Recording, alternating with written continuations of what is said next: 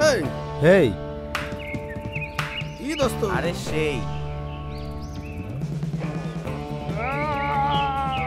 কি খবর? এই আরে অনেকদিন পর একটা রিক্রিয়েশনের ব্যাপার চলছে, চল চল চল চল।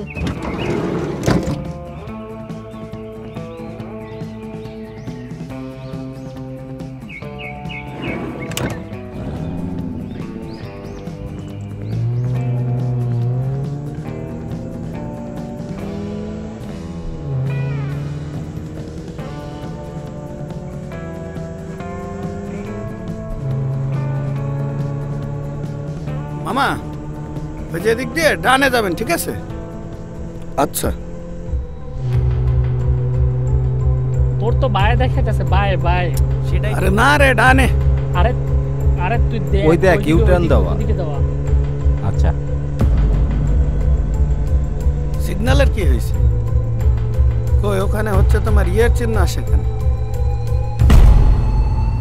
আরে জিপিএস চলে গেছে। কই গেল? এই দাঁড়ান দাঁড়ান দাঁড়ান, জিপিএস মনে কাজ করছে না, আমরা মনে ভুল পথে চলে আসছি। এই আসলেই তো আমরা তো ঠিক পথে নাই, এখন আমরা কি করব? তুই দেখবি না জিপিএসটা ঠিকমতো কাজ করছে কিনা? আপনি তো একটু দেখে শুনে যেতে পারেন ড্রাইভার সাহেব। ভাই আপনাদের নির্দেশ মতন তো আমি যাচ্ছি। এই ড্রাইভার সাহেব দাঁড়ান। এই সব নাম, সব নাম নাম। কি হলো বিষয়টা?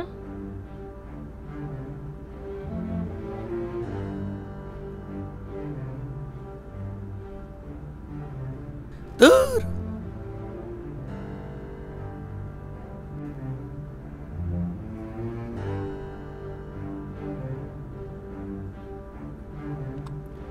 এই সমস্যাটা বড় কিছু না, একটু ধৈর্য ধর, আমরা ঠিক সঠিক পথে ফিরে আসব।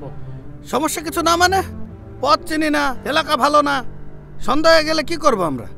রাহাত বি কুল, সবাই মিলে পরিস্থিতি সামলানোর চেষ্টা করতে হবে।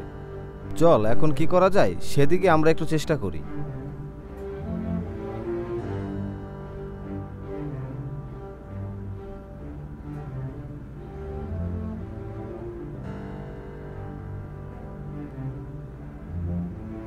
এই যে ভাই, জি বলেন। ভাই এখান থেকে বের হয় কোন জায়গায়? এই সোলা ভাইয়া বামে না ডাইনে?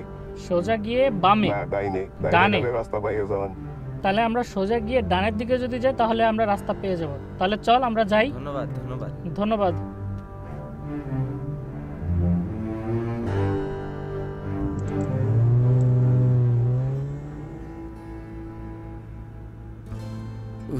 সত্যি টেনশন মুক্ত হলাম।